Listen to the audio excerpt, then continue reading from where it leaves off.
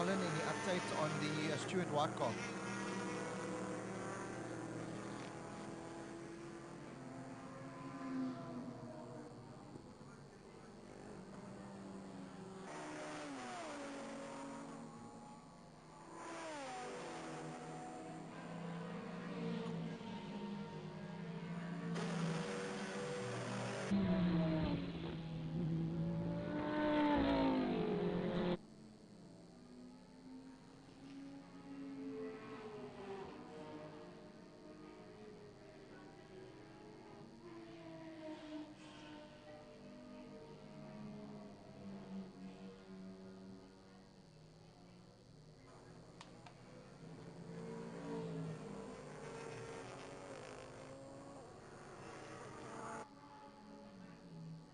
I've got Stuart White walking in the pit. I'm going to try and block him. Stewie, you don't look happy at all.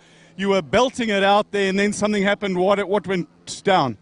Well, I can't clearly see off the wheel arm, but it looks like 2 bolts pulled out of the bearing case with the insert. So we don't know why it failed, and we're going to try and fix it. It's possible, but I'm just happy it happened in turn 2 and not going through hang-up, because there was no warning until it failed. So it just all of a sudden, bang, let loose. Yes, that's basically what happened, and I nearly took out another car with me. So luckily we didn't hit anything, and there's no major damage. So we'll try to get it fixed. Just 2 bolts that broke, and unfortunately, bad luck hits us again. Stewie, it's motor racing. It's just a race. No, there's no blood or anything. You're all right. You'll survive it. Yeah, the big thing is luckily it happened in turn 2 and not through Hanger or Chevy. So no major damage. We'll try to get it fixed, and we'll fight another day. Right, good luck. We'll let you go on. You know, we're very, very lucky where we're able to chat to the guys. So let's go and have a look and see what we can get here. And there you have it. You've got a little bit of positive camber, and the wheel's all wonky. It's not so lacquer. Definitely not how it was designed. Just trying to have a quick look around the rest of the car. They took the nose off to get it onto the trailer. The other thing is now, to get it off the trailer, what do? So they've got these little trolleys over here. They've got nice casters with nylon wheels on them, and they'll roll it off the flatbed. It's got a cable up the front over here to stop it from falling off the back. And then, as the guys said, they're going to have a go at fixing it. While it's up here, we've got the Ligier in the pits. We've got the Ligier in the pit, and that's the Frost car. And I'll tell you what, Ruan, we're going to bolt down here, and I'm just watching in the background here. We're coming up to around about an hour, and I'm starting to expect some of the pit stops. But that is not scheduled, and as he stopped there, I just saw a whole lot of dust and dirt fall out the back of the car. Right, so it's only 32 minutes that the voices in my head tell me. One of the things that I'm so grateful for is the guys in the box, the van. They talk to us. They share a lot of information. The other thing that's happened, and there's Mrs. Jensen, she doesn't like the camera at all. And if we go and talk to her, she'll run. Watch this, guys. I'm going to show you, and she runs. There you go. Love that stuff. It's like train. So the other thing that's happened over here is there's not a lot of happiness in the Honda pit. Dane, you're not very happy. You see your team manager bolting up there. What's the story? I don't know. You know, the marshals are throwing one flag there. One flag there, another flag here. The Alpha's got to jump on us, but it's all right. It's a long race. It is a long race. Keep going. So they've gone to talk about a possible jump start after the waved yellow. The thing with the code 60, the code 60 is 60 kilometers an hour, and the theory is you're not supposed to make some time. But when they withdraw the flag, racing starts. They think that the Alpha started racing before the withdrawal of the flag. So we got the one Ligier in the pit here. We're going to see what we can have a bit of a look here. Trevor Frost in the car. And there seems to be an issue down on the other side of the car there. I don't want to get too close. And we'll try and talk to Benoit and see what the issue is. Do you know what went wrong? I'm not too sure, but I think we're having a bit of an electrical issue. So, is it an electrical issue like the other car had where the conrod knocked the alternator off? Is it just a wire issue? I think it's just a wire issue. Just a wire issue, they say. And the thing about electrical issues is that it takes a long time to cure. So down here, I don't want to get too close, guys. And so there's a whole lot of worry going on here. The sparks aren't sparking, the wire isn't wiring. But I tell you, he's robbing. And being robbed, because he is the one, the only Robert Portman in the booth. Take it away, boy. I love you, Colin. Love your work. I think Colin had a little bit too much coffee this morning. By the looks of it, down there, very excited as we all are here at round 2 of the SA Endurance Series, brought to you by Mopar. Of course, big thank you to Mopar for sponsoring the series. Of course, the sponsor of one of today's race meetings as well, along with Adjust4Sleep. Big thanks to all our sponsors involved for bringing you this live action on Facebook. I mean, how awesome is it with modern day technology that here we are sitting in Port Elizabeth. You are sitting hopefully in the comfort of your home with a nice warm cup of tea or a nice beverage, snacking on some snacks and enjoying all the live racing action with us. So, like I said, 37 minutes into the race. It's still Byron Ferguson out in the Ginetta out front. He's about a lap ahead now of the Charles Rangi's car with James Forbes there in 3rd place. Michael Stephen, local hero, up into 4th place. Sam Hammond in 5th. Andrew Colbert up into 6th. Good drive there from Andrew. Watch out for that car. That is the Porsche 911 Cup GT3 machine there of him. And James Forbes, he just goes across the line now in the Leger there. So that's the leading Leger Evo machine up there in 3rd place. Michael Stevens just crosses the line there in 4th place. So as you can see, there is the on-track racing action that we are seeing. See, those marshals are going to be very, very busy with those blue flags. Blue flag is to warn the slower driver that a faster driver is coming from behind. And with a packed grid of how many cars did we have lined up here? 21 cars on the grid on the track now with the demise of the Stuart White car. There is the leading car, that is the Porsche actually going past looks like one of the Lamborghinis potentially out on track. So I mean, how is this for a mix of cars? We've got Ginettas, one of only 2 in the entire country out on track and on display here at Port Elizabeth this weekend. And so many spectators have come out to not only see those cars but obviously see them race around the track. And Colin took me into the pits early this morning and gave me an up-close kind of review on those cars. They are just simply spectacular and simply sublime. Olin's front forks, Olin's rear shocks, just carbon fiber everywhere you look on that machine. So purpose-built, especially for endurance racing like this. So that Byron Ferguson car there of Simon Murray, that is going to be the car to beat.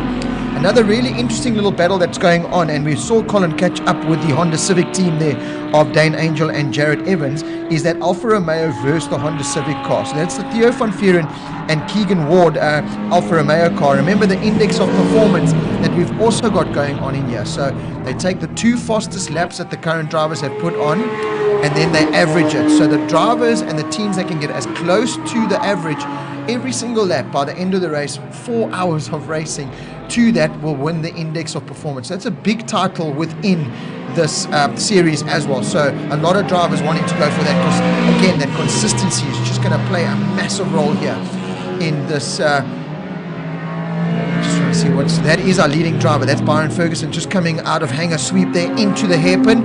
Beautiful shot there. Well done to our camera crew for picking that up.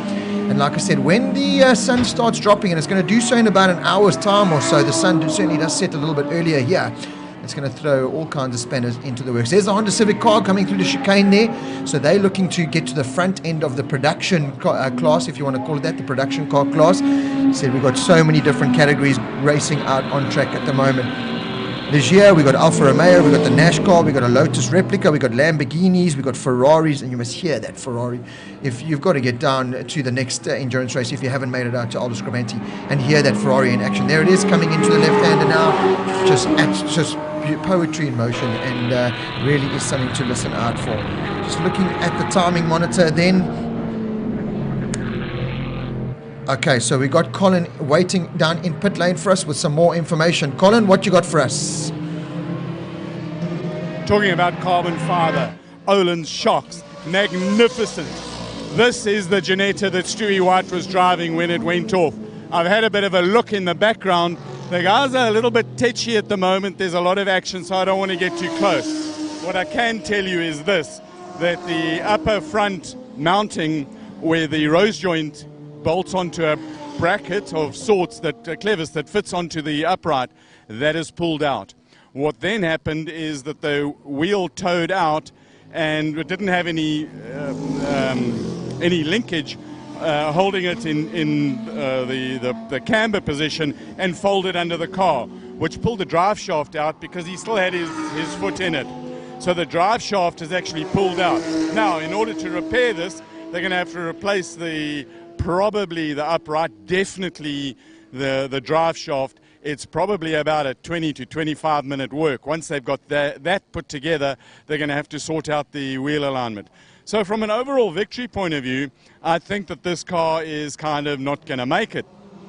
But what it can do is that he was running really, really quickly, and is probably going to go and have a go at the lap record.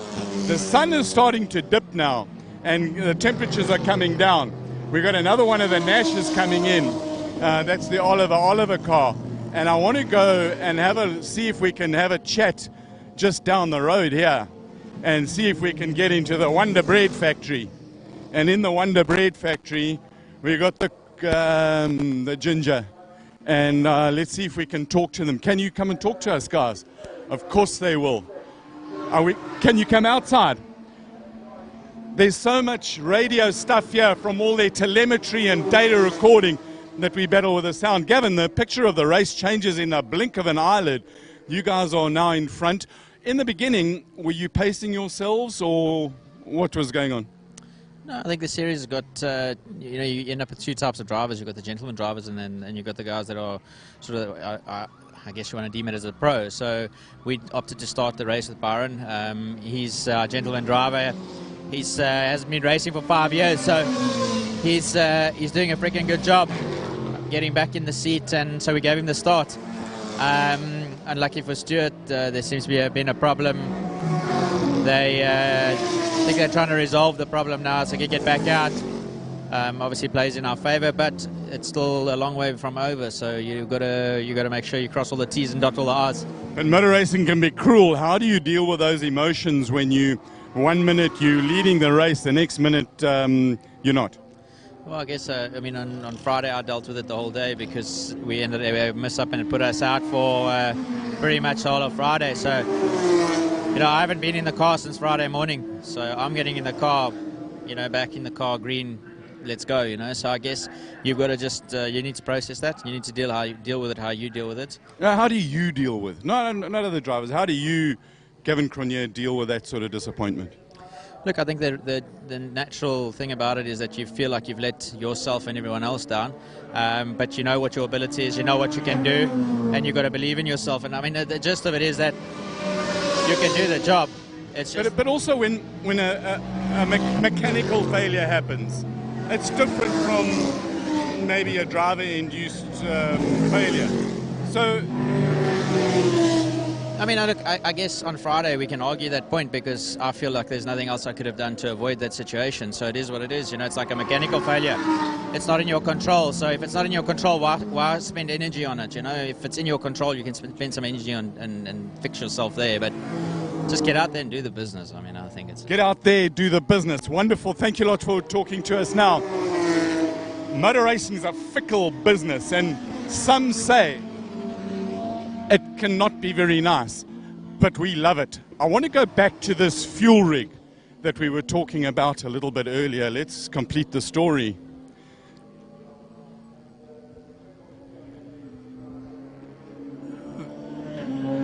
The interesting thing about this, the voices in my head are strong today. The interesting thing about that crash and the changing of motorsport, we've got some footage of the car. Robert has been having a good look at it. Rob, talk us through this footage and as you see it.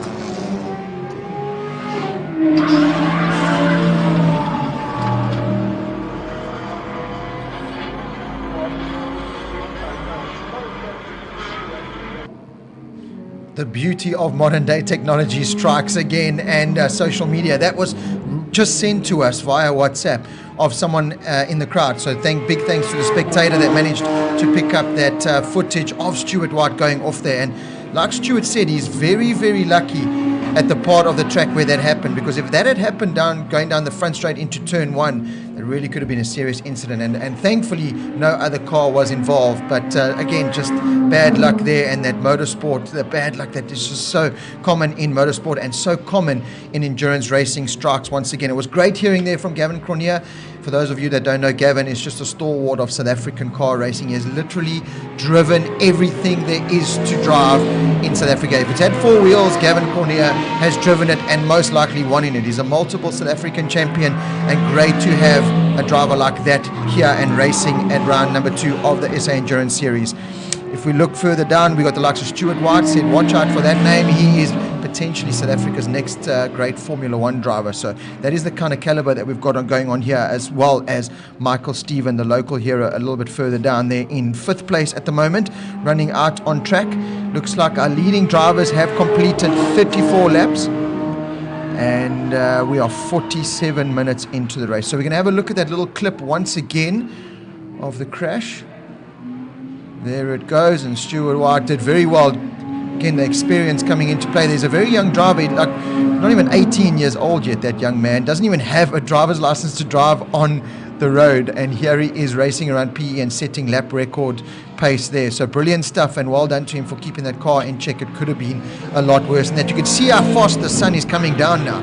So the car's lights, remember, if your car's lights do not come on at a certain point, you will be black flagged and your endurance race is over. So you've got to hope that those headlights are working. You can see a lot of the cars already have those headlights on, which I think is a good thing. Get those things on, because if they're not working, there's still some time to pull you in and get them sorted out before the sun does set.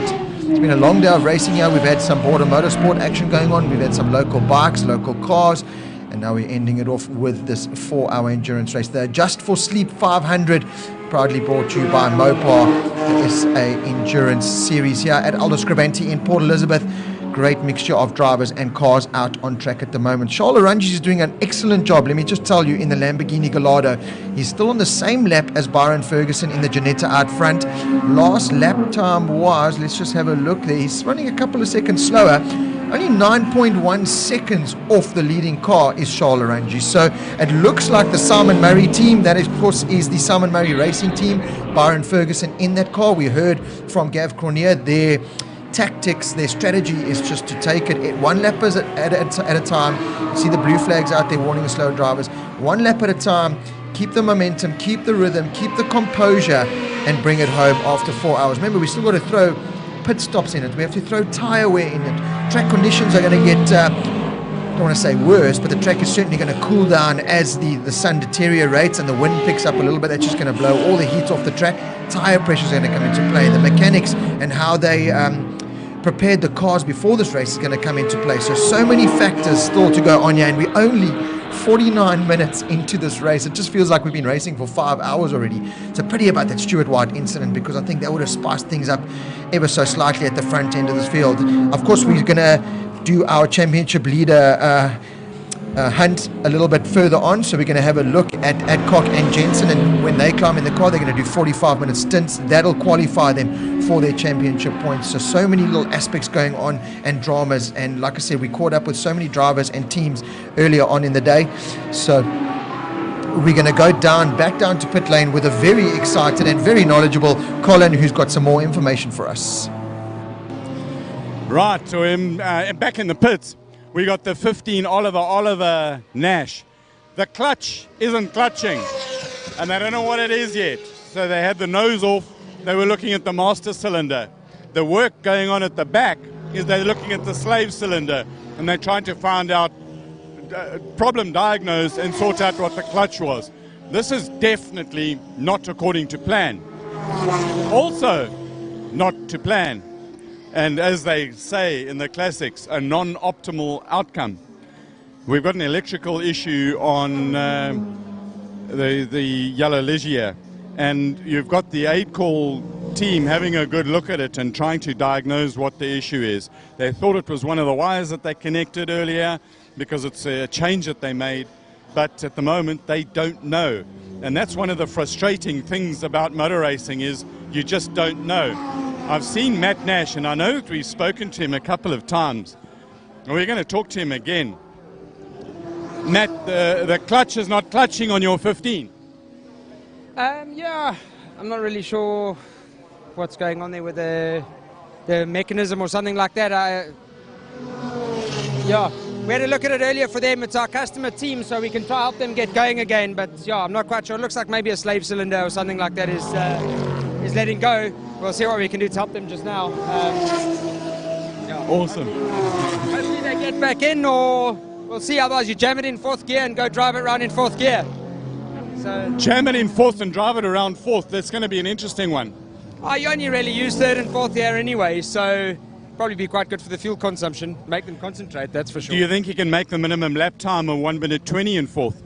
Oh, easy, no problem at all. You'll probably find it's 2 or 3 seconds slower. But Matthew, everything is easy to you. I'm not sure about that. I wish.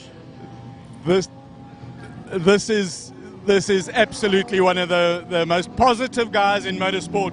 And you build these affordable cars, it's absolutely magnificent. Hope you keep them going. Well, I would like to have about 25 of them here and keep them all going. It's very sad when they come in like this. Again, there's nothing you can do. Some days car racing bites you. So some days you're the pigeon, some days you're the statue. Right, at the moment he's a statue. But he's like a duck at the moment. But last night was a special night, and we were rudely interrupted by some action. Let's go back to that other action with the fastest ginger in the world and our track drive. So Stu, we're in an Alfa Giulia QV Quattro Foglia, and this is a little bit, you're a Sauber Formula 4 driver. This thing sounds magnificent. Give it horns. How did your weekend go last week? Last weekend was very good. I managed to qualify pole. It was a really difficult session as I kept trying as the session went on.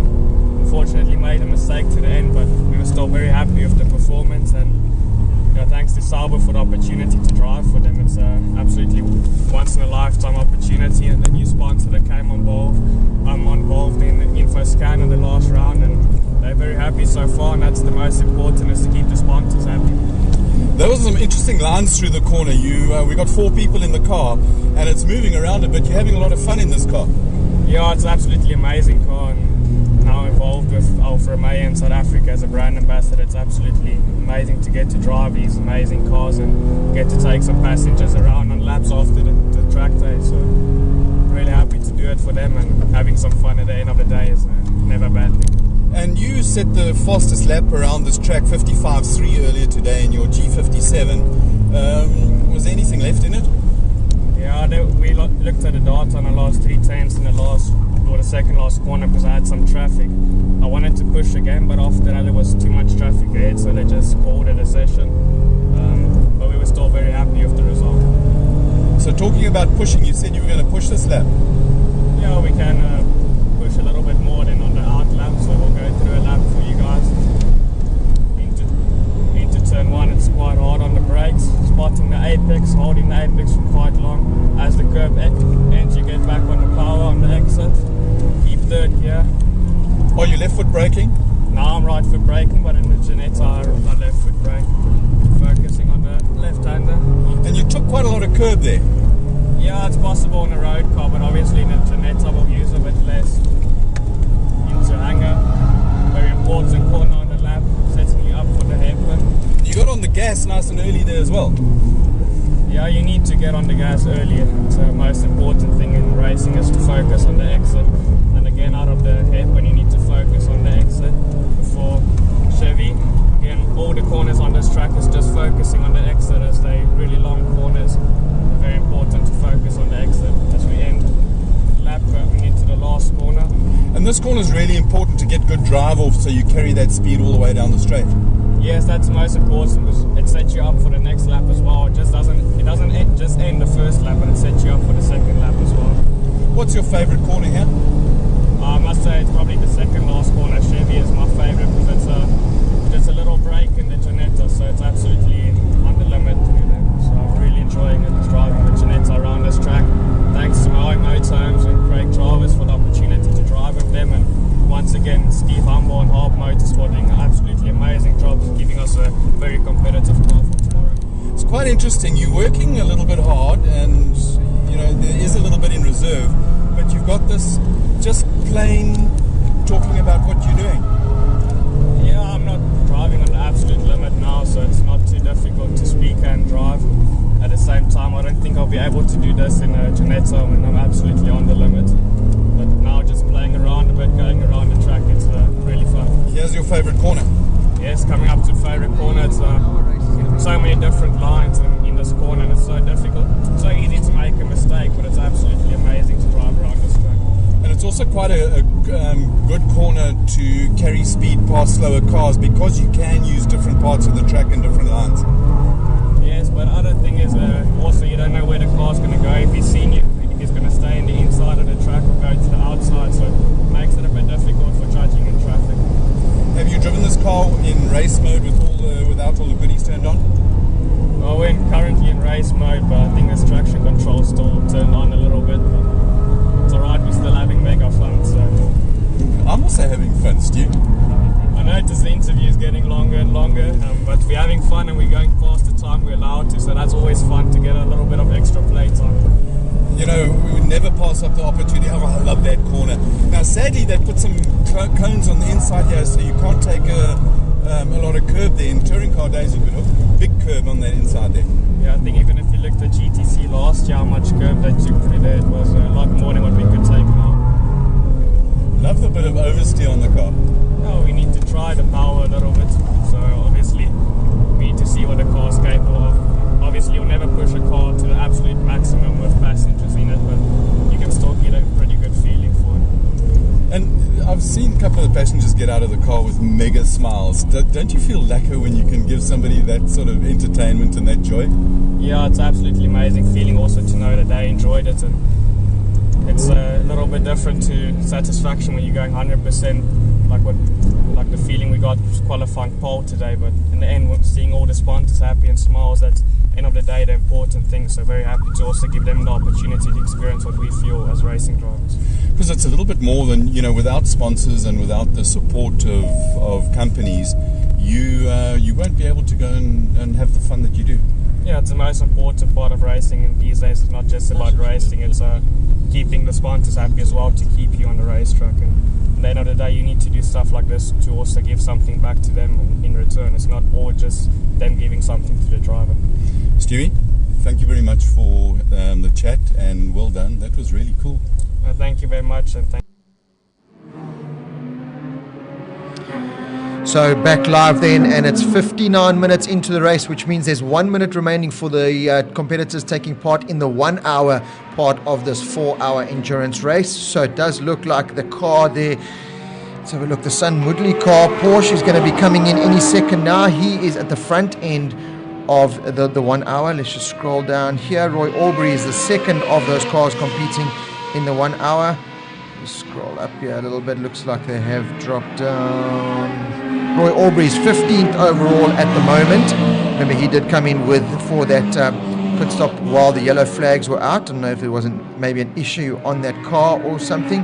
And the second car, let's have a look, there it is, on Nicky Dix there in 7th place.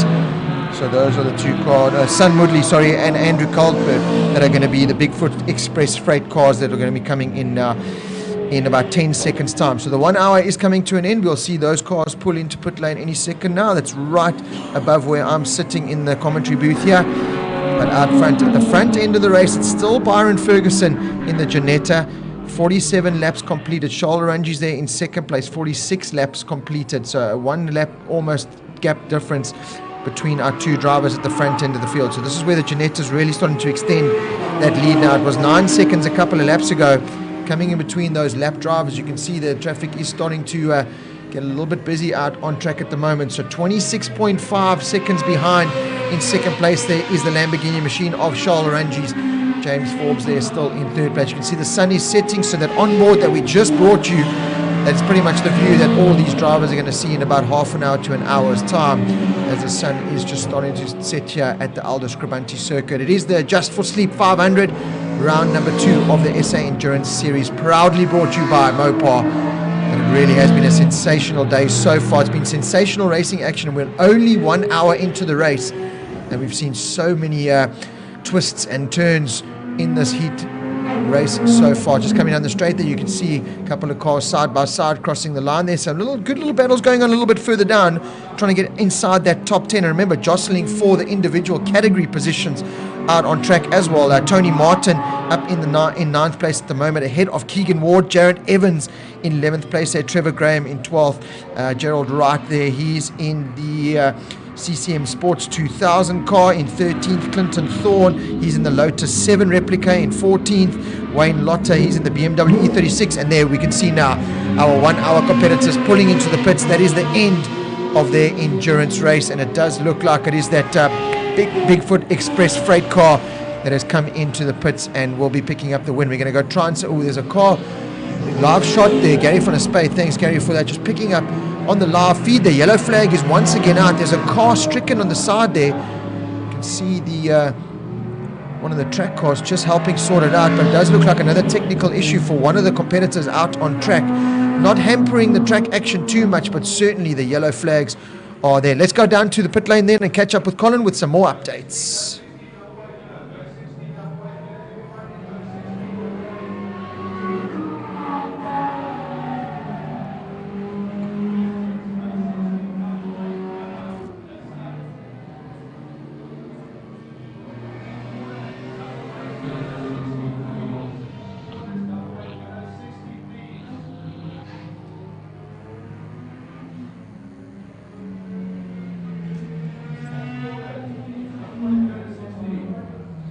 Double wave yellows then. We're going to cut now to Colin in pit lane.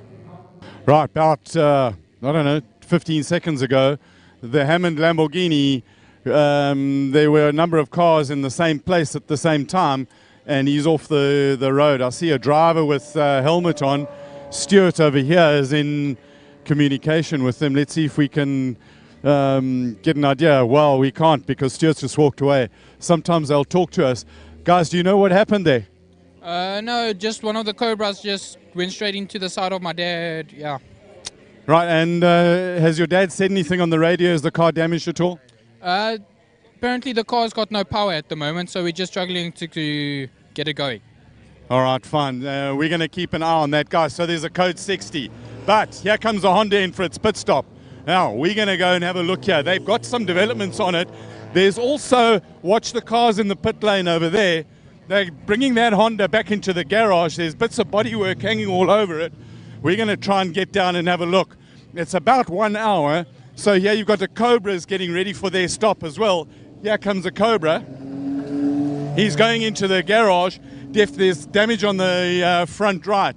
It looks like this is the Cobra that had a bit of an issue with the Lamborghini. But we're going to go down here where the Honda has reversed into the garage, which means that they're going to do some work on it. In addition to that, boys and girls, the Lamborghini looks like it may be, no, they've moved that thing over there. But let's have a look at this car over here. Looks like there's been a bit of contact. There's something, this is not just cosmetic. So they're trying to pull the stuff off and have a look underneath it here. Right, we've got Lamborghini. Guys taking their seatbelts off while they're moving. Are they mad? He's concentrating on getting his seatbelts off and not on holding the frickin' steering wheel. Oak's got rocks in his head. Sorry, guys, I didn't mean to have that rent. It just somehow managed to get away from me. Right, here you got the Orange's Lamborghini. This thing is running second overall. And there's some bits and pieces. The back here, check there. Looks like got a little bit warm. Right, so the air is going to come out of here. And the fuel is going in there. Remember, we said you can't put something in until you take something out. Maths and science, it's wonderful stuff. English is important, but maths is important to her. Right, so Harry Oranges is getting in, Charles Oranges is out. And the other thing you see, they've just changed the transponder. Transponder's got a tie wrap on the end of it so that they can jam it out. Now the transponder works with the driver, and the cars coming out, come out of here. Ruan? It's busy. We've also got the Patamba Ferrari in here. Right, so they've done the fuel stop on the Orange's car. They are going to talk me down. They are going they're going to get this thing started. In the meantime, the Patamba Ferrari is here. Interesting thing. They got to earth the car before they get it going. Guys, we need to go to the box for a short while. So take it away, Robert. Thanks, Colin. I've got Gary van der Spey with you, and just with me here, and just looking out of the commentary box, Gary. Yeah. There's some interesting happenings out on track. The double-waved yellows are for what looks like the Sam Hammond Lamborghini car that has spun out of the final turn, and one of the Nash cars pulling into pits now with technical difficulties. Yeah, it is, and it's actually starting to make a difference, because if we have a look who's actually racing who here, and Sam Hammond was a challenger to the SAEnduracnce's duo, but with that spin, that's going to put him a bit back, and I see he's already nearly, where we get that over there, Sam Hammond is already 4 laps behind him. Oh, there's a fire in the pits. Let's go down to Colin. There's a fire in the pits there. Live shots there. Take it away, Colin. Right, this is the end of the fire. Guys, there's all sorts of stuff going here. This is the Patamba Ferrari. There's more fire extinguisher. There's cars burning underneath the thing. That's why we wear fireproof stuff. It's got to be safe. There was an issue with the fuel coming out of the dry brake on the air side of it. So once the fuel tank is full, the fuel goes out into the air. There was a problem here. They've killed it. I mean, they've shut the car off. There's a lot of dry powder all over the place. One of the guys had his left hand on fire, and I hope he's all right. The first thing is, whenever we see something like this, we really want safety to take first place. So that was a bit of an issue. The guys are going to start refueling over here on the Lamborghini side, on the Stradale Motorsport side. Right, what we got here is the 333, and they've also got the fuel in there. Oh man, there's lots of water. They've got you always have a water valve here, and into the car there. That looks like Michael Jensen. It's actually Nick Adcock into the car. This is the Fritz Kleinhans James Forbes car. Now you'll recall that Nick Adcock was running, and the Shake and Bake Janetta is coming out there. Absolutely magnificent. They've done the fuel stop. So Nick Adcock is in the car. He was in the number 1. Their engine broke, and kindly Fritz offered them to drive so that they could rescue some of the championship points. There's a whole lot of stuff going down here. The Lotus is in there. And guys, wow. Robert, are you there? Because I've got a long way to walk to see the Lamborghini that's just got rescued. So Rob, in the Colin, box. yeah, thanks. Already, I mean, we're only an hour and 8 minutes into this endurance race. We've had a fire. We've had one of our leading drivers fall out of the race because his wheel fell off. We've had so many cars pull out. I mean, this is endurance racing at its best. Yeah, it's part of the life and part of the things we're doing. But Yes. what's going to be interesting now, if you guys actually pay attention, is a possibility that Byron Ferguson might have changed drivers, and it hasn't rectified on our screen yet. Now, Gavin Cronier getting out there is going to be pretty fast in that car. The same thing with the SAEnduracnce's car. Yes. There's also a change of driver. Yeah, Harry Aranges is in there now. Okay, so Harry will find it's not going to be as fast as his father, but he'll be able to keep a constant pace and just keep that car reliable, keep it going. And that's where we're going to start finding the interesting thing. Michael's teams has now changed into the BMW. Oh, that's that Calyx car number 55. Okay, Sun Moodley, them have finished. Just trying to see the Sam Hammond car.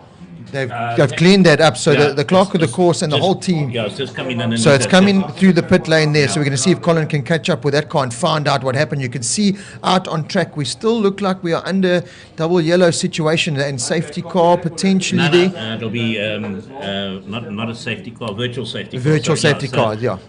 So it's exactly what they kind of have in Formula One now these days. Yeah, virtual safety car. So every car's got to sit up there.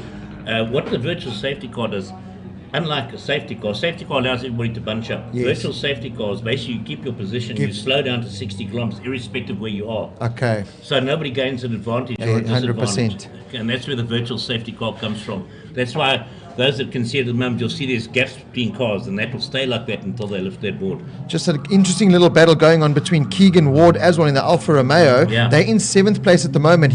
Jared Evans in the Honda Civic was right on their tail, but now with the pit stops, we can see that everything's changed up. Evans has now dropped down to 13th place, but of course that's all going to bunch up once they get back on track position and that. But so many battles going on out on track. So we've got the T cars out front, we've got the GT3s, we've got A, B, C. There's so many battles to watch out for all the way through the field. Yeah, what's going to be interesting now, especially with that Jared Evans car, which is the little Honda from Angel Motorsport, Dan Angel's now into that car, so that's going to be where the difference is going to be. So, and the Alpha's still got to make its pit stop, so we'll have to 100%. see. That it's going to play itself out in the next 15 minutes. So we're going to go down to Colin, then I think he's going to catch up with that Honda Civic machine down in pit lane. Over to you, Colin. In the Angel pit with Dirty Dog Racing. We saw the car come into the pits earlier and it looked like it had body damage and some mechanical. It did. What happened to the Cobra smacked the Lamborghini into the sticks. And while that action was happening, the Ginetta was ground effect and Big Fat Tacky's, he braked very hard. The Honda doesn't slow down as much as the Ginetta. He put his brakes on and went into the back of the Ginetta. So we're going to go and have a look and see what the damage is on the Ginetta. But on the Honda, they're busy replacing the radiator. Now, it's never lacquer to take a racing engine that is super hot and get rid of that water, but they're working hard and trying to get things sorted out. An update from that fire earlier. There was fire on overalls and a whole lot of issues. I'm happy to say nobody is hurt. The mechanics are all all right, and in the words of the team manager, nobody was crying. So they must be okay. And right, they've got the old radiator, and it's not just the radiator. They've got a new one. They've got to take the fan off the old one over there and put it in the new one. There's all sorts of things with hoses. It's kind of interesting stuff. So we're going to get out of their way and let them carry on. But you can see from the radiator hose that's sticking out the front there how hot that thing is. They run a water temperature of close to 95 degrees. And the reason it can even run more than that and it doesn't boil, because maths and science, it is so important. We're going to go and have a look at the Lamborghini. But while we're walking, what happens is that if you put, and Green Flag has got going now, so they're back racing. And Robert, if you want to talk this first lap or two through while they go racing back to green, will you take it away, Rob, in the box for us? I will certainly indeed do that for you, Colin. Thank you so much. Got a lot of walking to do down there. I want to see the steps counter by the end of the day there from Colin. He's going to have that thing at around the 10,000 step mark, no doubt about that. On track though, it's still Byron Ferguson. It's telling me on the timing monitor that's in the leading car. So they came in, they did the pit stop, and I know, speaking to them earlier, we heard that their strategy was to keep Byron in the car for as long as possible at the early stages of this race before handing over to Gavin Cronje. They want to get Gavin at least 2 really good stints later on in the session before they put Byron in potentially to finish the race. So let's keep a keen eye on that of our leading Ginetta car out at the front end of this field at the moment. They've got a 15.2 second lead over Harry Arungi. So that the Arungi's team there in the Lamborghini Gallardo brought that lead down by 10 seconds through the pit stops and all the havoc that Colin brought us out in the pit lane there. So plenty of stuff. Michael Stephen in that Kalex BMW, the local hotshot, the man who is showcasing himself to the world here live through Facebook, is up into 3rd place there. So it just shows you how things can just change in the blink of an eye. Coming through turn 1, that's a beautiful shot of all the cars. Nice headlights on. You can see how the sun is now coming down. Spectators have lined up on the banks there. That is a beautiful shot there. You're going to see this track lit up. PE is literally going to be lit up in about half an hour, an hour's time. A little bit behind them, Nick Adcock up there in 4th place. Keegan Ward comfortably now in that Alfa Romeo in 6th place, with the demise now of that Honda Civic that we saw in pit lane there. They've got so much work to do. I don't know if they're going to get that car back out. Let's have a look then. It's Clinton Thorne, Trevor Graham, and Dean Wilson. Howard Blake is now up into 11th place there, and you can see the Sam Hammond car is just dropping down there, and he's now into 12th place. So we're just looking at our live timing monitors here. You can see the Roy Oibury car. That is the car that finished the 1 hour, so they've come into the pit. Still no Stuart White. So our leading pole position car, the Ginetta, still no sign of that car being done. So we're going to see if Colin can catch up with that and see how they are doing, if potentially they are going to get that car back out on track, and if Stuart White is going to go out and possibly break the lap record here at Aldo Scribante. I don't think you'll be able to do it in the track conditions that the way they are at the moment, but certainly it'll be great to see both Ginettas out on track once again. Harry Arungi comes across the line there in the beautiful sounding, beautiful looking Lamborghini Gallardo. Michael Stephen, he'll be up next in the Kalex BMW machine there, but he's running about a lap behind at the moment. And Harry Arungi, he's had some kind of issue out on track there, because he's lost 15 seconds to the Ginetta at the front end of this field on the previous lap. So 35.5 second lead now for the Ginetta at the front end of this pack as he just comes across the line now. So remember, it's about a minute lap for our leading drivers. So potentially Harry Arranges could find themselves a lap down in the not too distant future. Nick Adcock, there he goes. So car number 333, an exceptional job they're doing, up into third place overall, ahead of Michael Stephen now. So for the championship, for the overall championship, that's exactly what Nick wanted to do. Climbing in that car, remember the car that he's pretty much borrowing, he's going to be the third driver in that team. One of the number one drivers there, that is of course Mr. Fritz Kleinons. He's got 2 broken ribs.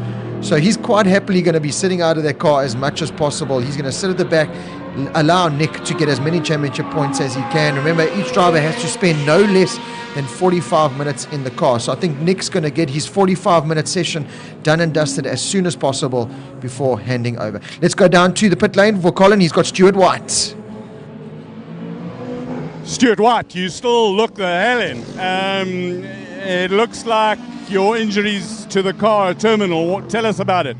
Yeah, we tried to fix it, but we had a rare component failure on the car, so we will send everything to Ginetta and investigate it, and we'll come back the next round, but there's nothing we can do now to get a car fixed to go back out.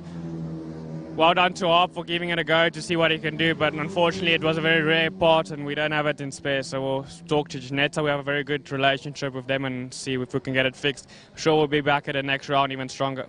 That relationship that you have with the manufacturer and the feedback that you're able to give them certainly helps in developing the cars and making sure they're stronger and better for going on into the future.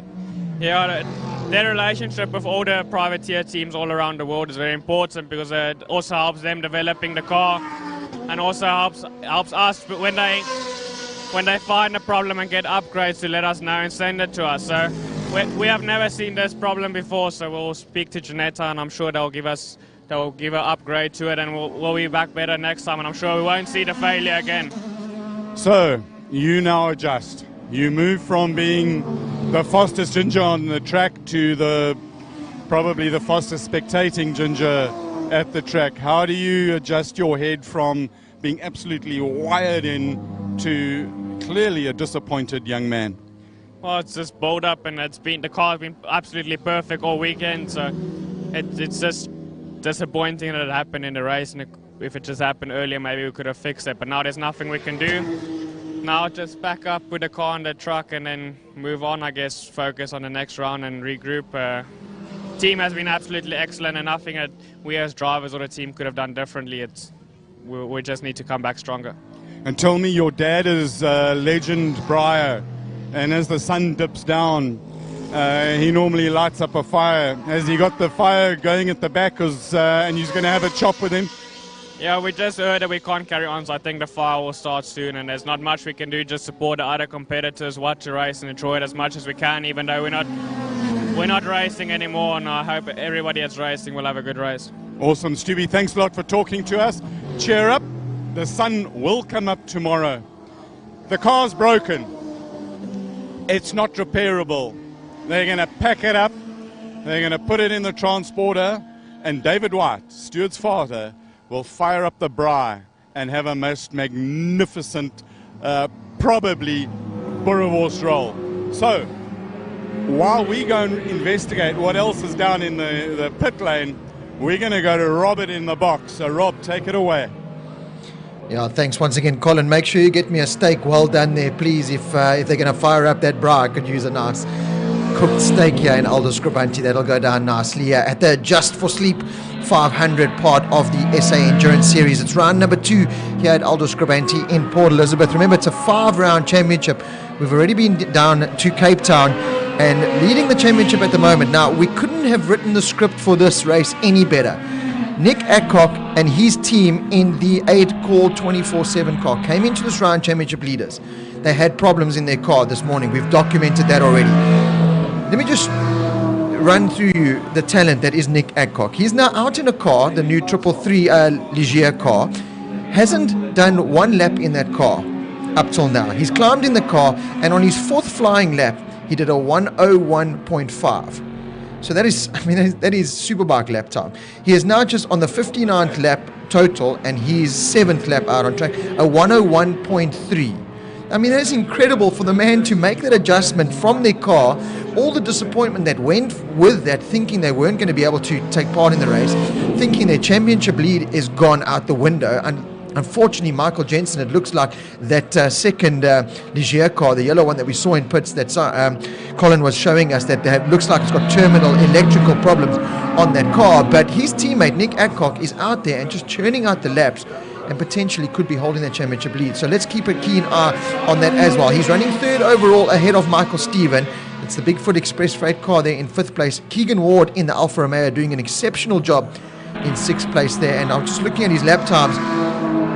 Remember, with the index of performance, where you've got to be as consistent as you possibly can, that's easy when you're driving around the racetrack all on your lonesome. It's so easy to do. Churn out lap time after lap time, 101 after 101. Throw traffic into the mix. Now, I was just looking at Keegan Ward. So his fastest lap time is a 109.2. So they're going to, that is what he's going to try and stick to take overall honors in the index of performance. Coming through the traffic now, he's running in the 111s, 113 sometimes lap time.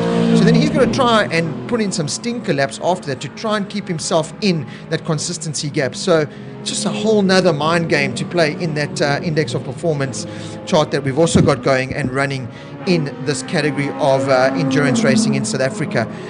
Looking at the overall clock, we're officially 1 hour and 22 minutes into this race. Nick Adcock has just climbed up into 2nd place overall ahead of Harry Arungi's in the Lamborghini.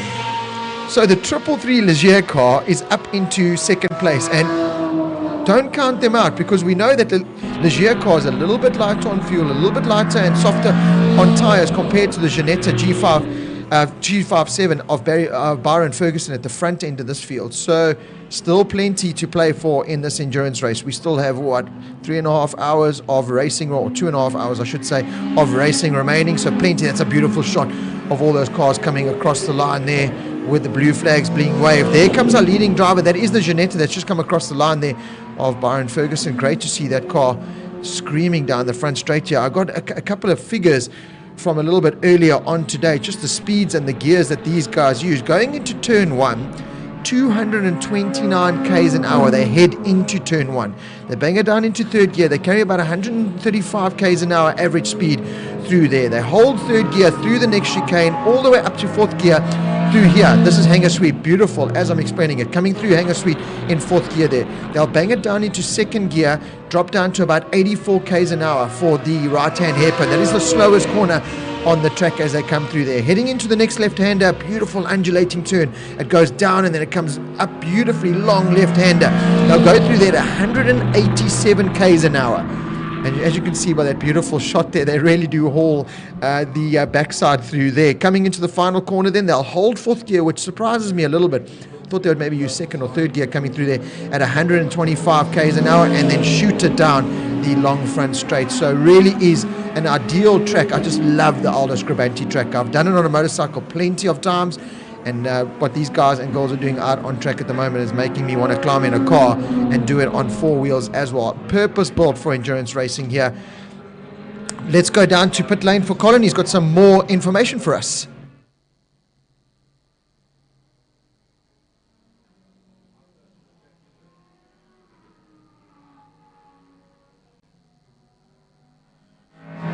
Right, we do have technical difficulties down there in pits with Colin. We're going to try and get his sound back. Colin is a man on the move. As you can see, he's always trying to find drivers and team members down there to catch up with. You can see the carnage that was down there a little bit earlier with the fire. Thankfully, no one is hurt, and that's exactly why Colin and Gary and our cameraman, they're all wearing the overall sponsored by ATS, because it really is all about safety at the end of the day.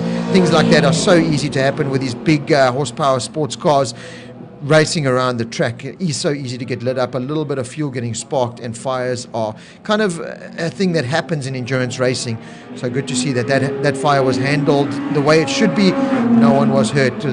Coming into pits there's still the Ligier machine, and that is of course the Jensen machine that he's climbed in with.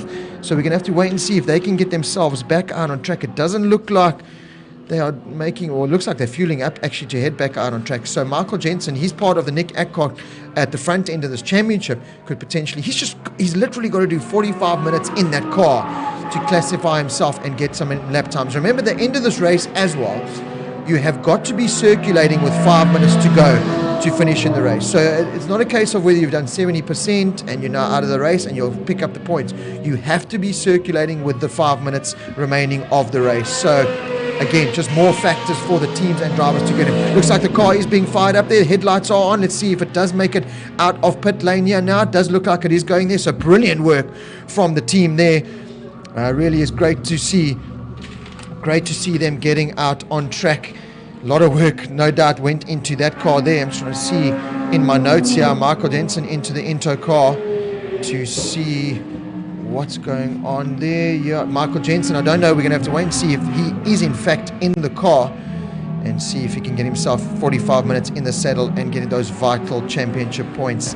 Let's get, after what is an hour and 27 minutes right now, let's have a look then at the results. It's still Byron Ferguson in the Janetta out front. So the strategy that they spoke about earlier on, about keeping Byron in that Janetta for as long as possible, that looks like exactly what they are pulling off at the moment at the front end of this field. Nick Adcock in the 333 Leger, the car that he's literally just climbed, or one of the Alfa Romeos now, has come into the pits. That doesn't even look like a pit stop. They've driven that car straight into the pits, but I don't think that is the leading Alfa Romeo car of Keegan Ward. That is the second Alfa Romeo car that is pulled into the pits there.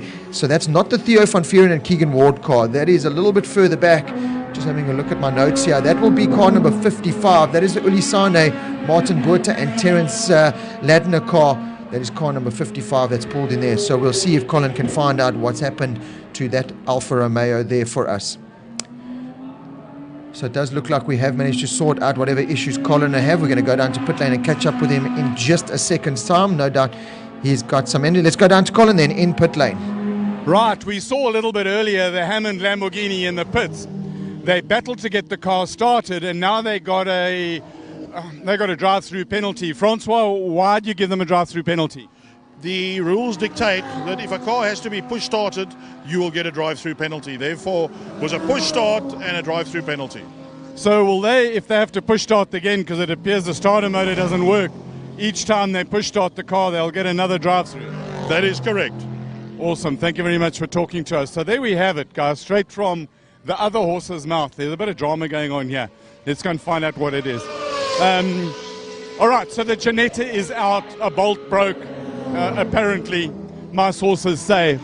The Lamborghini, the issue with the Lamborghini was it got bumped, well, smashed into was the word that was used by one of the sources that we have, by the Tony Martin backdraft. The Tony Martin backdraft doesn't have its front right light. Say that fast after a few cool drinks. And then the car came into the pits and they're busy trying to change that front light. You've got to have two operating front lights. So that's the why that car is still in the pits. The other story that we were looking forward to on this race is the number 14. Sadly, they've lost a whole lot of time. This is Dirty Dog Racing. They are a bunch of so enthusiastic kids. It is really fantastic to see the just the life and the love of racing that's happening here. Here's Dane Angel. He's the second driver of the car. He's a works driver at the moment. Here's Marcel Angel. He's Daddy. Daddy's been working hard to try and pay for this racing. They're busy getting the car ready. I hope they've got the water in it. And we're going to stay with them while the car goes down. Ruan, I need you to go a little bit back. Well, I'm going to walk with you over here so that we can check the car. Here it comes out of the pits. Ruan. And who's in the car there? It's Jared Evans. He's still in the car. You've got to love the duct tape. There's tie wraps over there. They need to put water in the car. They started the car because you always want to have the water circulating through the engine, because if you just dump cold water into it, you get massive, massive, massive thermal shock, and that's normally when the cylinder head cracks. Right, they got the thing sorted. He's got his headlights on. Pit lane is clear, and he's bolted. Look at the guys. This is enthusiasm. This is pumped up. Guys, Dane, you're a works driver. Yeah, I like to work. Awesome. So that was a quick repair. Tell us, what did you do on the car? We basically removed the radiator. We thought the radiator had been punctured. I don't have it.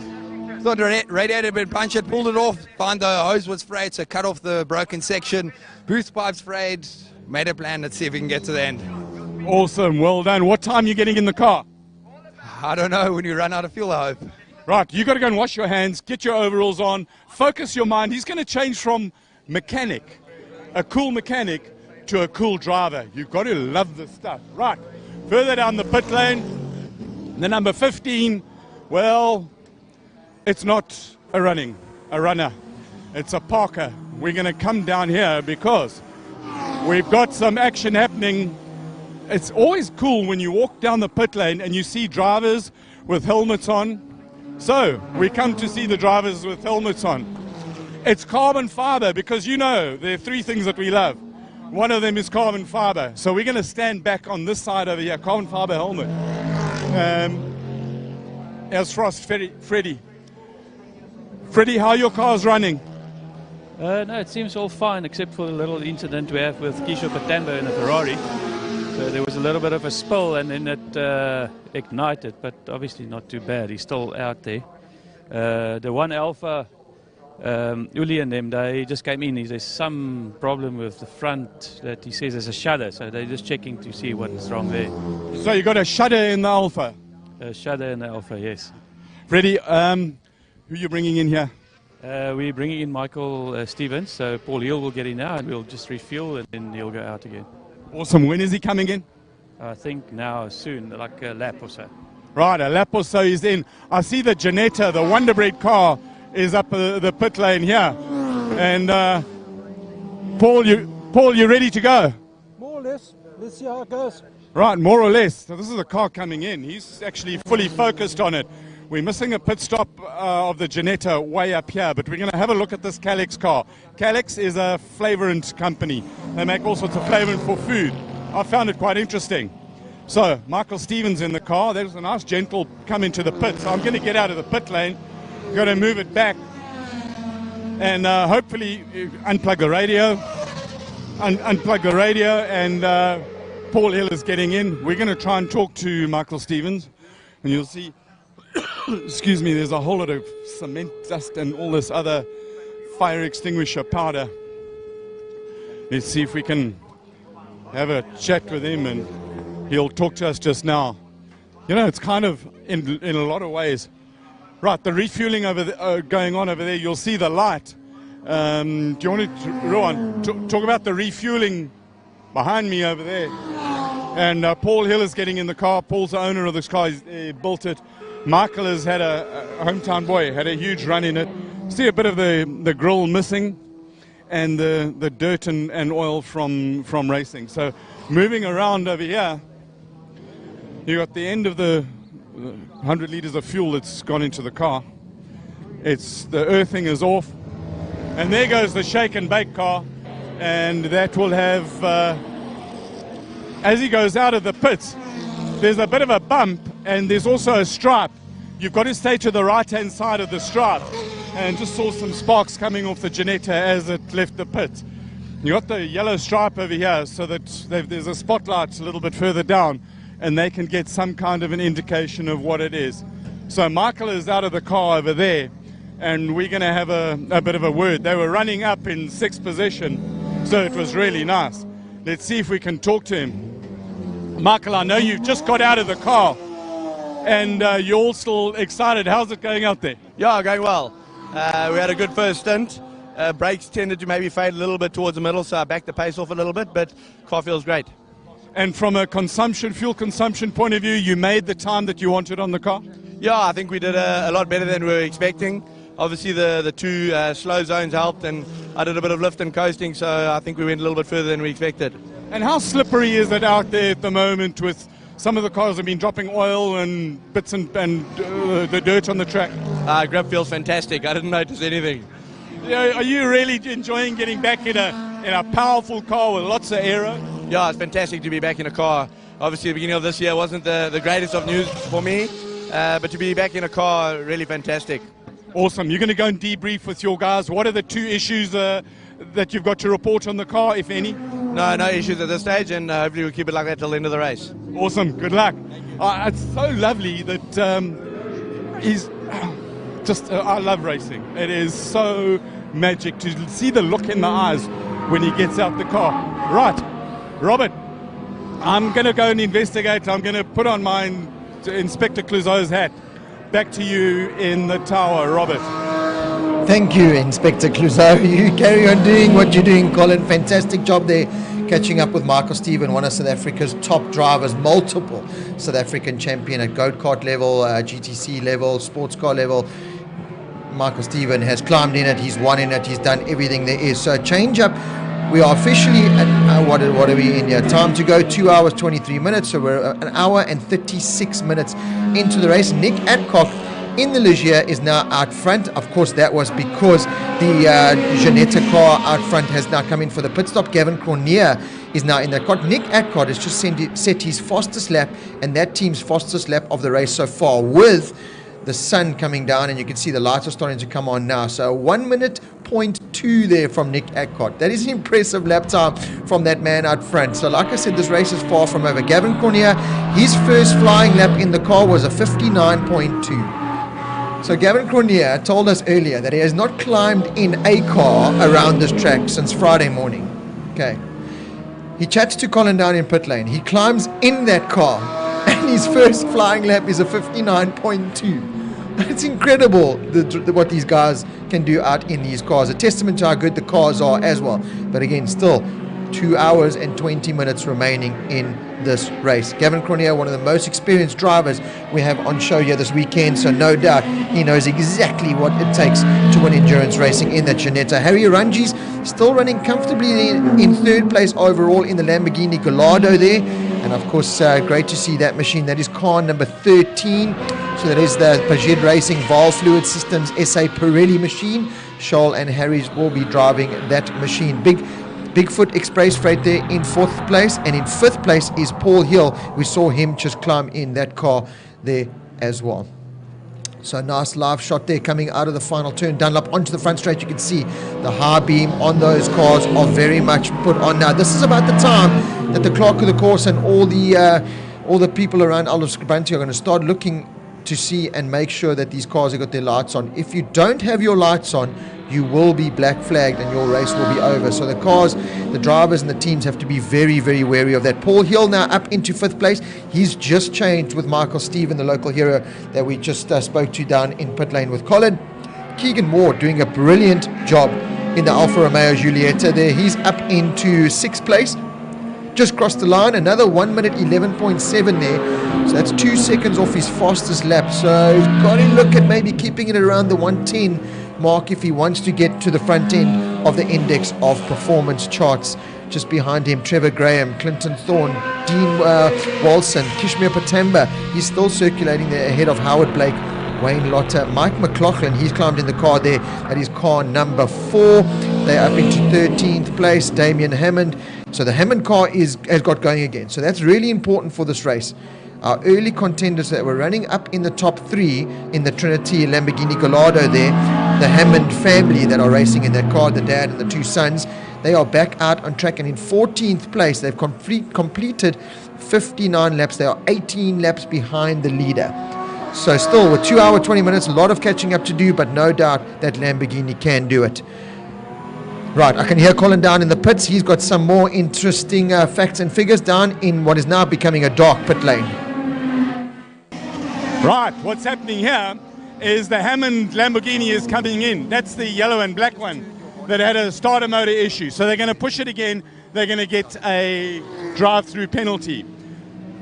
What went down is when they were repairing the car. Sorry, I've got to calm down. I'm excited about this lot. What went down is that they were so focused on repairing the car, getting the tires sorted, getting the thing started again, that they kind of half forgot to put fuel in it. Well, they didn't half forget, they didn't. So in the words of the team principal, in their panic of fixing, they forgot. So they're now ready, and let's just recap on this fuel thing. The fuel is in the drum. It comes out the drum, down the hose, through the dry brake, into the fuel tank. And that fuel pushes the air out of the exit into the dump can. The Ferrari fire, and when the fuel tank is full, there's no more air in the tank. So a bit of fuel comes out. That's the indicator that the fuel tank is full. Here comes a Lambo. Watch for the fuel going into that thing, that can, and watch for any safety issues. Right. Hammond middle. Damon is in. Lights off. The car's earthed over there. Fuel in. You'll see his yellow light there. And watch this can. I'm going to come around here. This is the can that we've got to watch. He's watching for there's air coming out of there. You can, check the vapors coming out there. It's kind of cool. So the air's going to stop coming out. The fuel's going to come out. And Stewie on fuel in. That blue light over there. He's got a Bluetooth headset on. He'll dump that out. Then this thing is going to fire up and they're going to bolt. If the starter motor works. If the starter motor doesn't work, they're going to push start him and he's going to get another drive-through penalty. So we're watching carefully over here. And Ruan, if you zoom in and watch somewhere over there, that blanket over there is a wet blanket. Right, he's done. And the starter motor doesn't start. So he's tightening the wheel. Forward is tightened. Sorted. It's not starting. It's not starting. Right, so we've got manual starting. We've got to watch the pit lane here. It's kind of exciting. There's a car coming down here, and that's the Alpha GT that had some problems. Right, push start. Have a look at the dash there. The oil light is on. Dump the clutch. Guys, start. Right, there he goes. Lamborghini's finest V10 engine gets going. And let's see if we can talk to Stuart and see if we can solve the starter motor issue. So he'll get a drive-through penalty for that. Let's see if we can listen in here, guys. So if you could just keep that in mind for future reference. It's a bit rude to just shove it in the official's mouth. So bottom line is every time they pushed out the car, they're going to get a penalty. Francois, what does he have to keep in mind for future reference there? When you do refueling, we would prefer the people to be wearing a helmet with a visor down. When the person actually doing the refueling for the danger of flashback, and it's a safety issue. Is that the guy putting the fuel in? What about the guy sucking the air out? The guy sucking the air out is just as dangerous in this particular case. We saw that fire down in the Ferrari pit, and it was the fuel sucker or the air sucker that... Correct, that actually, as he pulled it off, and we have in the past had that experience. It's not the only car that's caught fire, as a result of that. I mean, many years ago we had a Dodge Viper that nearly burnt out. So when you say we would prefer, is that official speak for wear a helmet? That's what it boils down to, yes. It's absolutely hilarious. Guys, so officials say we would prefer. There are many things in life that I would prefer. Right, there's a fire-damaged Ferrari. And Roger, what? You look perturbed. You're not happy. Why are you shouting at me? Well, I can't hear myself, Roger. Think. Hello, my boy. What can I do for you? Dad, what's happening? Everything's happening here. Are you happy with this race so far? We don't like to see people dropping out of a motor race. But there's a lot of excitement going on. The thing is changing. Every 5 minutes there's a change. And that's what makes endurance racing so interesting. Roger, I know you're excited. Do you know how I know he's excited? Roger smiled. It is a rare occurrence. Really? It's like unicorns. It's like elephant. Well, I love it when you talk so nicely. Really. Thank you, Roger. Okay. Love your jacket and the Mopar hat. Roger, you were influential in bringing Mopar into what appears to be a longer-term relationship in this event. And hold on a minute, Rog. We've got a quick car coming here. It's a growler, so it's got a V8 in it. It is. That is the famous Lamborghini Basher. Let me talk to you about Roger. Mopar later. Yes, Okay, go on. we will. Let's go and have a look at the Lamborghini Basher. And my father over here, my other father, Gary van der Spey, is going to go and get us a cool drink. Thank you for your offer, Gary. I love the support you're doing for us. Robert Portman, in the box, has got some stuff to talk to us about. Thank you so Robert. much, Colin and Roger and Gary van der Spey down in pit lane there for catching up there. Still Nick Adcock at the front end of this field, but behind him in second place in the Ginetta, Gavin Cronier, last lap around, set the fastest lap of that team's race, which is a 158.1. So the fastest lap of the race so far goes to the other Ginetta that was driven by Stuart White. That was a 55.6 that was. So Gavin Cronier setting really impressive lap times, considering the sun is coming down, the lights are on, all the traffic that he's having to contend with. He is closing that gap down 1.6 seconds on track. So we're going to try and see. It's very hard to pick up the cars as they are out on track now, but Nick Adcock in the Leger and the Ginetta machine there of Gavin Cronier are literally glued together out on track. So after an hour and 46 minutes of racing, our first and second car are glued together out on track. So that's really good from those drivers there. So to catch up a little bit further back, Harry Ranjis, they've fallen a couple of laps behind now, the leaders, so dropping out of that contention for the overall 2 places for now. The biggest movers forwards are the Big Fish Express Freight car there, car number 911. That is the Porsche there of Sun Mudley and Andrew Cuthbert. I can't quite see, Colbert, sorry, I can't quite see who's in the machine for now, so their individual driver transponders aren't really picking up. Paul Hill, teammate there to Michael Stephen in the Calex BMW machine. They are up into 5th place, just ahead of Keegan Ward. Now we saw the Alfa Romeo Giulietta machine there, the leading production car. They came in for their pit stop, their first pit stop, still running up inside that top 6. So good stuff there. Chris Budnick there in car number 17. That is the beautiful Ferrari, and you could hear that screaming down the front straight.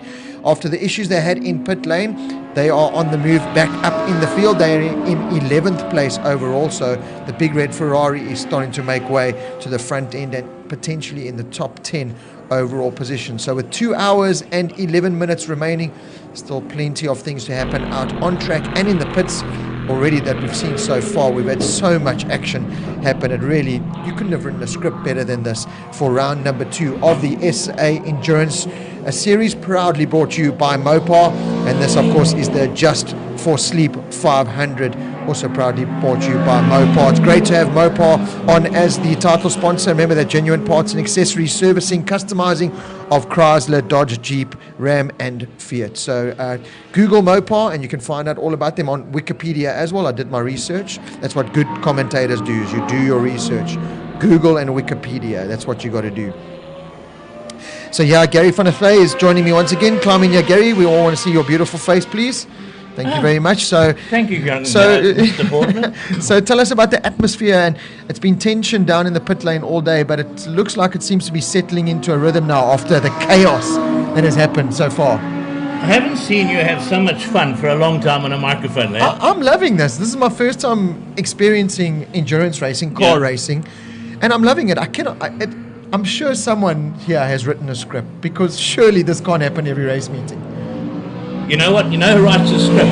Is the whole show. Yeah. The drivers, the mechanics, the organisers, the likes of you sitting here and joining us, the likes of the guys in the pit lane. Colin. Colin. On 100 litres of caffeine. Total. And that's actually how the script plays out. So we're just trying to tell you as it actually is, the real time and what's going on. I have organised, because people have been asking us online, what's the final standing in the 1 hour? Those things are coming through, so I'll put that up shortly. And we've got one of the fastest guys in there who's just done, Gavin Cornier has just gone out there and done a 55.196 in this dust.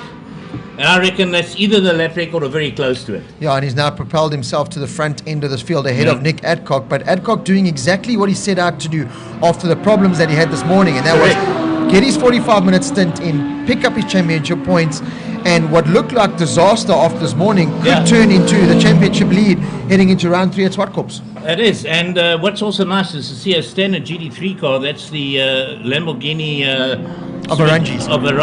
Harry and Charles Aranji. Henry in there at the moment, doing consistently 1-1s. And that's all that Shaw wants him to do, because once they get to the next change, Shaw can actually now go and pedal it and start challenging for second and or third. All right, now see, we've still got the Bigfoot car out there. That is the Sun Moodley car, has managed to move itself up into P4, which is awesome. Paul Hill and Michael Stevens in the Kalex BMW doing a fantastic job. They're sitting in 5th place. They're 5 laps down. They're 1 lap behind the car in front of them, which is a Bigfoot car. Keegan Ward, that's shared with Pierre van Vuren, that's in the Alfa Romeo. So they're still out there doing some fantastic times over there. They stand a good chance of picking up their index of performance, and I'll tell you the reason why. Because of the damage that was done to the Honda. Yes. Because that's actually the class that's actually running there. Yes. You with me? And we caught up with an interview earlier on with Theo van Vuren from that Alpha team, and we'll play it back a little bit later. Colin managed to grab them, and he was saying that how they came into this endurance championship as a bunch of mates looking to go have fun. And that's still what they're doing, but he said it's got so professional, it's got so intense and so world class, this SA Endurance Series, that they now really have to start actually getting the calculator out and using their brains and start calculating things, because people don't realize you have to bring out a calculator and calculate things, of course, for the index of performance. Those kind of things come. And I just thought, you know, from a bike racing endurance point of view, like the 24 hours that we've done here, you climb on the bike and you just ride as fast as you can. In these big cars, the amount of fuel they burn, the tires and everything, you can't do that. It is really a massive game of chess. We've said it so many times. It comes down to the section of, do we put an extra litre in and try and finish this race? All right, and you might see 1 or 2 guys miscalculate by the time we get to the end, and 6 laps to go, 7 laps to go, coming for a splash and dash. It's happened. Okay. What is sad is that for those that have just joined us, because you've probably discussed this with Colin already, the other Janetta, the Stuart White car. Stuart White car, unfortunately broke the left-hand back suspension, spun out, which you guys might have seen the video we played, and they've actually decided to retire. All right, and then the Sam Hammond car, and if you guys notice it, are going to start suffering with penalties. They've had 2 so far because pushing starts. Every time they come in to do something, and the last one was not supposed to happen. Yes. Okay, they did a driver change and it didn't put in fuel. So they had a pit stop there, and then they come in for fuel. They had another drive-through. So it's going to affect their running. So they're sitting down in 13th position at the moment. 9 laps behind. So I mean, okay, so we've got the clip lined up of Stuart White crashing out in the other Janetta machine, and that was sent to you by a spectator who phoned you and said, I got the video footage, here it is, and WhatsApped it to you. Yeah, so that's just the power that we actually have in the game we're doing. Okay, quite often we invite a lot of the spectators, as we said, put comments. So guys are sitting around the track, they talking to us, we talking to them, we get this interaction going, and suddenly you get this, some guy, I've got this gem of a video. And I'll send it to you. And send it to me, and we play it out so you can all see it. So all of you guys online, that's what we're about. Send us comments, send us information. We'll find answers, we'll get it. So if you're sitting around the track and you're seeing something that our cameras miss, take the video. Yep. Let's make you a star. No, we are. It doesn't get any more live than we are at the moment. I mean, know, if I was in studio and I wanted to pick my nose, we could edit that out. But check here, I could easily do it. That's how live we are. It is literally live, straight to Facebook. Yeah. Get onto the iLab page, get onto the SA Endurance page. Just follow the live feed and just share it all over the place. Not only to expose the series, Mopar as one of the sponsors, Adjust4Sleep as one of the sponsors, Aldo Scribante, but we want to showcase our drivers. We want to showcase what we are doing here in South Africa for endurance racing. We want to showcase just how professional and world-class South African racing is, and this is the perfect platform to do that now with this new way of going live feed. And the guys working downstairs, we've had 1 or 2 technical issues. It's really not easy doing this thing. We calculated we need quite a lot of data to pull this off. That is correct. This is just, we've got 38 comments, 6 shares. I mean, already so many people interacting, and it's now gone. We don't have to keep it local. We can now go worldwide. I'm pretty sure there's some astronauts, if they've got strong enough data and strong enough Wi-Fi, I'll tune into us right now. Well, maybe when that International Space Station flies over, they can actually send us a picture in DM and say, we spotted you guys racing. Yeah, so if any astronauts... If that happened, you know we've made it. If any astronauts are watching this, send us a picture on Facebook. We'd love to see you guys enjoying the racing action out in space. Some of these cars could probably get us to space the way they're driving at the moment. I see somebody's just asked us a question, what happened to number 47? I think that's the Janetta, if I'm not mistaken. 47... I don't have a car number 47 on here. Okay, I'll come back to that answer. We'll get the answer for you, but we'll see you guys right after this quick little break.